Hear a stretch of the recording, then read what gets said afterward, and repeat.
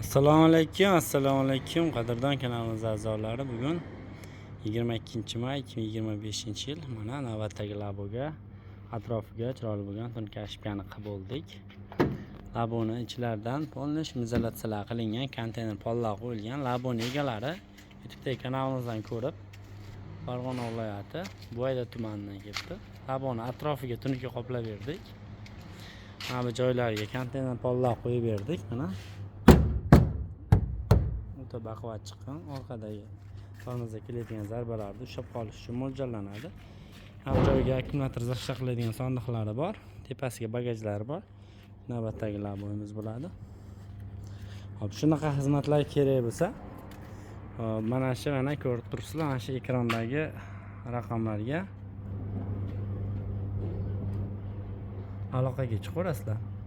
Manzilimiz Farg'ona viloyati Bag'dod tumani, Bordon qishlog'i, svetofor yonida. 1 soatgacha o'rnatib beramiz. Alohida poli mana bu holatdagi rezinkalari bor va mana bu holatdagi sondiqlar bor. Mana ko'rib turibsizlar.